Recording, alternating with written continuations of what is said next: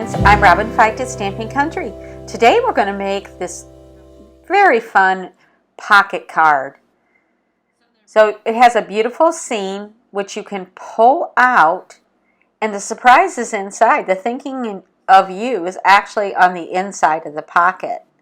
And here's the thing, you'll want to stay through the whole video because besides the pocket card, I'm going to show you what you can do with the rectangle that we cut out to make the pocket. So this is a twofer, 2 cards in 1. We're going to start with our stitched rectangle die, and that's how we're going to cut out our window.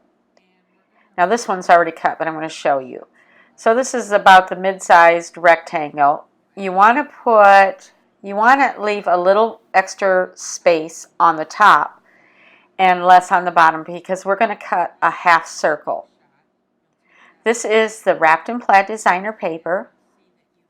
We're going to use the left part for the pocket card and the right part for the second card in this video. I've also cut a piece of shaded spruce. We're going to cut a little half circle with a 1-inch punch, and then we're going to use tear and tape adhesive.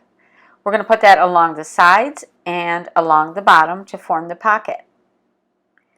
Both the wrapped in plaid and the shaded spruce cardstock are cut 5.5 by 4 1/4, so it's regular card size. It's just a different take on it.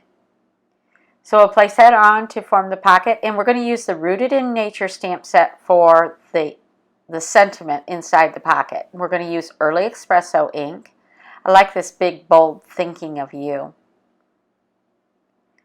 And then we'll set this other rectangle aside. I'll show you that in a minute. We're going to use this snow front stamp set, and we're going to cut our little pull-out panel.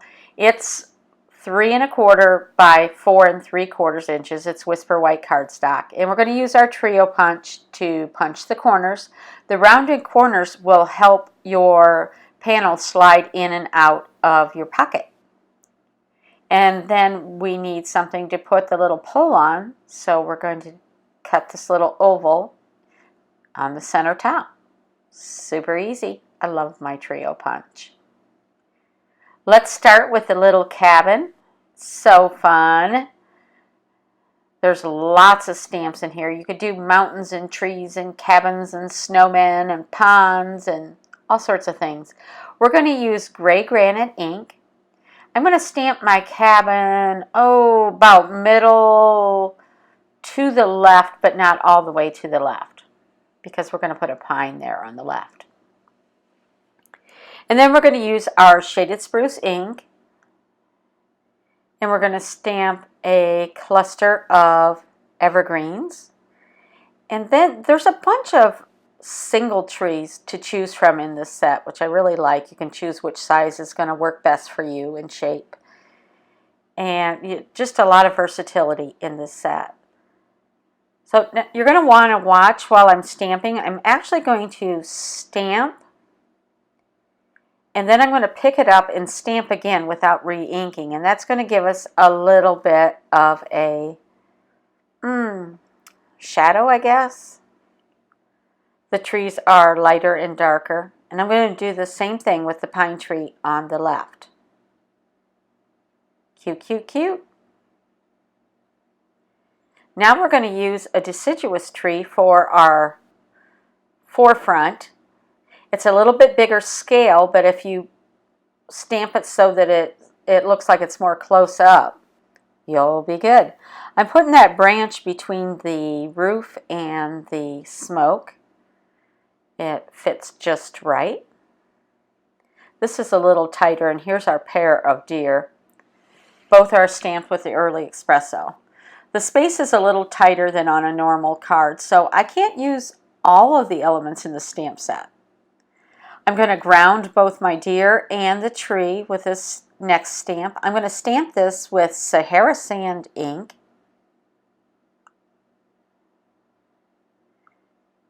Just sort of helps keep the tree from looking like it's floating. And to an extent, the deer also. And then we're going to do a little pond with Seaside Spray ink.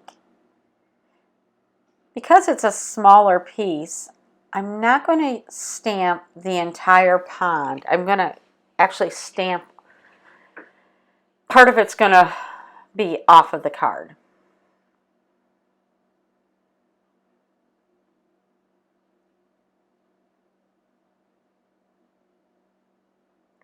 I don't want to overwhelm the space that we have. Cute, cute, cute. Now it's pretty colorful. It's a cute little scene, but I want to add a little pop of brightness.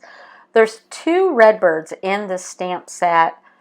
I've chosen to use just one because I don't want to overwhelm the space. And of course, I'm going to stamp it with real red. So this is going to give you a fun pop of color.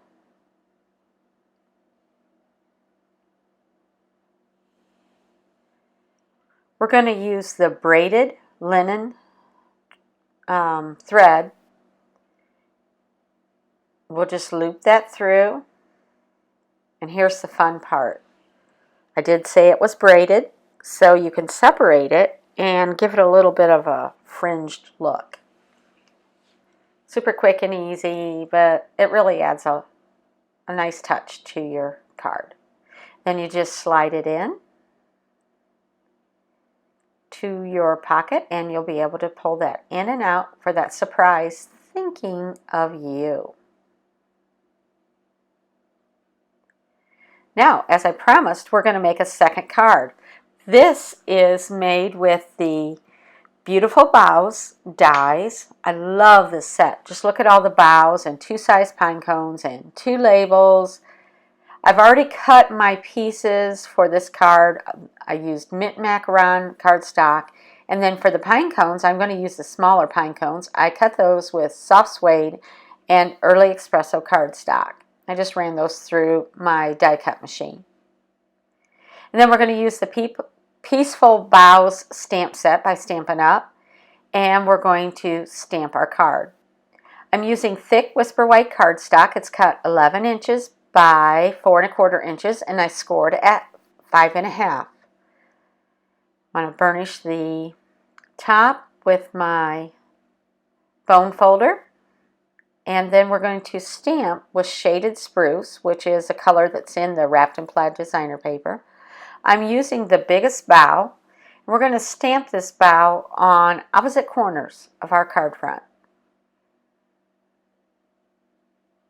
This is a gorgeous set.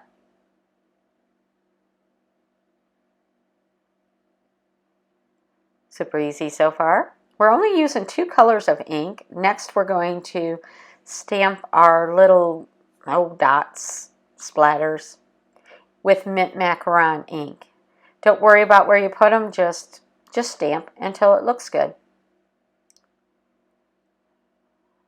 And then on the inside, I'm going to use the mint macaron. Don't you just love this font? It's a sweet verse, and then the font just makes it extra special. So this is mint macaron ink once again. May the spirit of peace gently fill your... and then we're going to add the smallest bough. We're going to use the Shaded Spruce once again. Fill your heart and home in the most wonderful time of the year.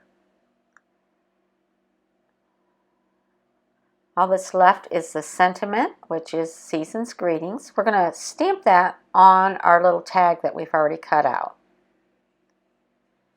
Now to assemble this card. Just make a beautiful Christmas card. So I'll use some Tombow glue and poke some of these little holes out. Quick and easy. Don't worry about every one, but you want to get that fringy look. I'm not going to put a lot on. I don't want to get sloppy with my glue. Plus the Wrapped in Plaid designer paper is going to help hold it in place too. So I'm not too worried about it. Just need to get it in the general location. Then I'm going to use a smaller bow for the bottom. I didn't want it to be too uniform.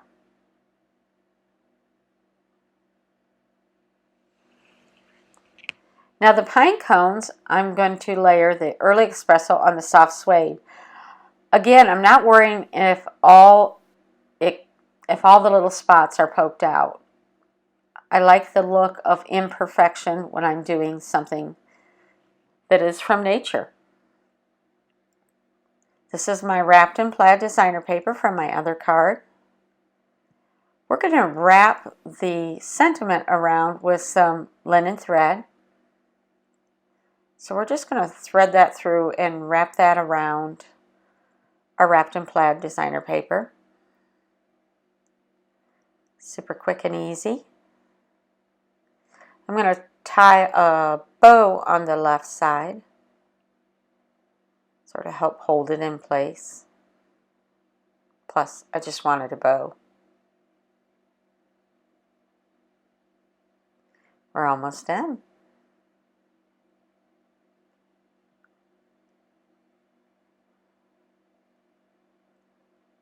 Put that in place with some Tempo glue.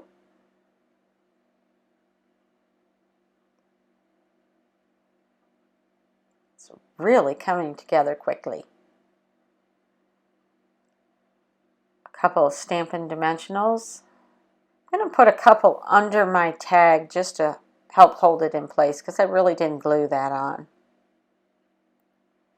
And then we'll pop up our pine cones.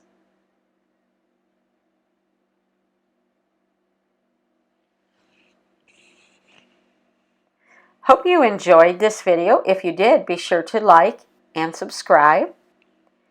And thanks so much and have a fabulous day.